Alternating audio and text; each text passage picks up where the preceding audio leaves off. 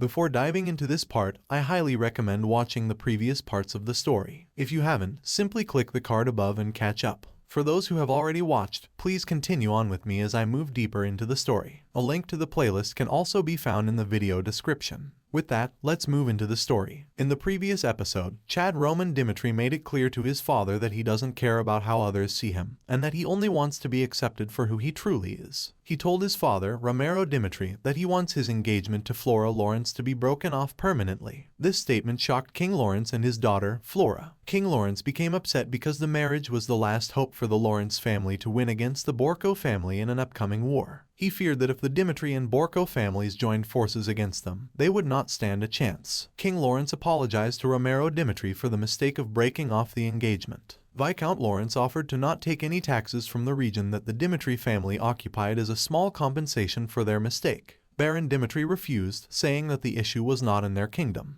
King Romero Dimitri ordered Viscount Lawrence to tell the public that Flora broke off the engagement with Roman for personal reasons, and that the Dimitri family would not work with them in the future. King Lawrence expressed his gratitude and agreed to do as King Romero Dimitri asked. With that, King Lawrence and his daughter, Flora, left the scene, leaving Roman and his father alone. After they left, Romero Dimitri asked Roman what happened to him during his week of training that made him change so much, noting that his son, Chad, cannot be changed. The story then moves to Roman's training period. Roman recalls how he shed a lot of blood and removed all the impurities inside him to become the first step of a human. He explains how, even though the human stage is essential for the body to be trained to reach the level of a heavenly demon, it is not considered an important stage in the Miram world. Roman gets a new look and a completely different person has evolved from the previous moron Roman Dimitri. Roman thinks that it would be difficult to explain technical things to his father, so he tells Romero Dimitri that he was training his mind to be clear and peaceful during his training time. When Roman tells his father that he is now able to circulate mana throughout his body, it made Romero Dimitri so shocked that his mouth opened so wide that an orange could fit inside it. Seeing his son grow so much that he defeated the Blood of Fangs all by himself and can do mana circulation easily now, Romero Dimitri is proud of him and praises him as a person evolving above human comprehension.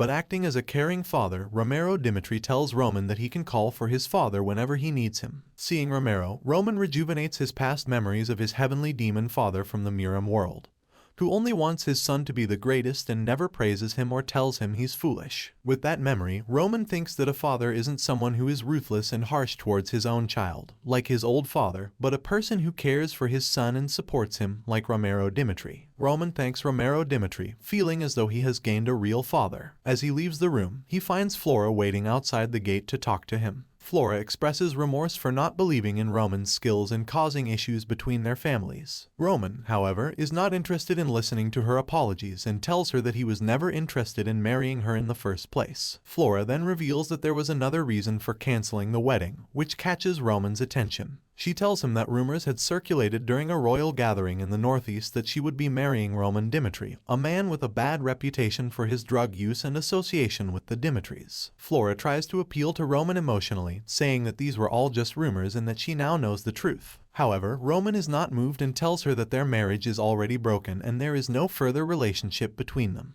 Later, while sitting in his room with his servant Hans, Roman is confused as to why he has no memory of ever using drugs during his training. He asks Hans if he has ever seen him using drugs or engaging in any unsavory activities with women, which surprises Hans. Hans tells Roman that even though he never saw Roman doing drugs with his own eyes, some odd things were happening to him in the past. A month ago, when Hans returned from a social party, Roman looked like something bad had happened to him. He looked fearful, like he hadn't taken a dump for a week or so. After that incident, Roman never left his room. He always lived on drugs and lived like a person with no soul, just a body. It feels very odd to Roman, which is why he asks Hans who hosted the social party. To which Hans replies, Anthony Barco, the eldest son of the Barco family. Roman tries joining the dots together about the sudden invitation from the son of Barco, who has marriage planned with his enemy's daughter, Flora, and the sudden changes in Roman's behavior which made him take his own life. There is something suspicious. Roman explains how he always doubted things related to Roman's death. One of those things is the will that he left, mentioning only that Roman was not going to war, being scared to his wits, nothing more than that. But the fact that it was already planned that he will marry Flora Lawrence in some weeks and all the other things can't make him take his life just because he was afraid of war. Roman, suspecting the evidence, asks Hans if he and Barco's son Anthony were close friends or something, to which Hans denies as he never met anyone. just locked his room fully depressed. Hans further tells that the marriage things between Roman and Flora Lawrence was not supported by the Barcos, as it could serve them as a bigger obstacle in their propaganda of taking control over Lawrence's territory.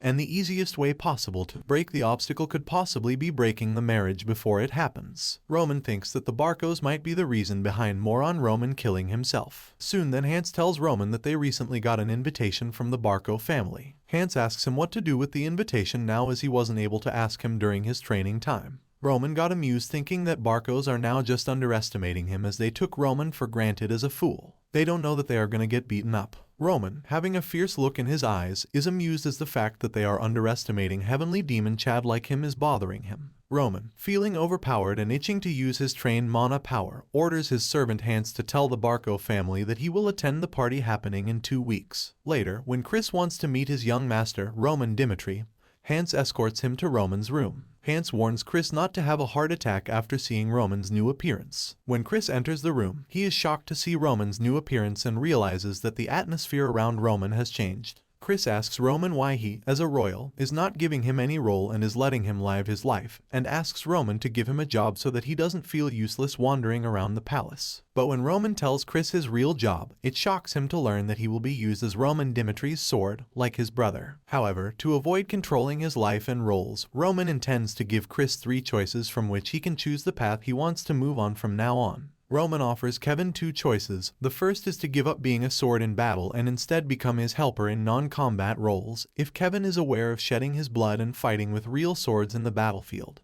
If he chooses the first option, he can gain knowledge from Hans while working with him. The second choice Kevin has is to become Roman Dimitri's sword and fight for him in the war. However, as Kevin does not possess sword skills, he tells Roman that he cannot choose this option. This prompts Roman to test Kevin by making him feel the excruciating pain of limb crushing, a method where a person feels death-like pain when their bones and limbs are crushed. Despite this, Roman still gives Kevin one last option, which is to wield the sword and cut off his own hand as a demonstration of his ability to endure pain. Roman remembers how a mad demon who lay on the streets was able to reach the heavenly stage of becoming one of the 4 heavenly kings, only with his will. Roman looks intently at Kevin and asks him for his choice, in order to gain insight into how Kevin will handle this situation. Kevin's role in Roman's upcoming war strategies will be decided by Kevin alone. In this difficult situation, Kevin reflects on his past, remembering how he was born in an old house outside the Dimitri castle that could have broken at any time, and how he had to work hard from a young age to survive in a harsh world.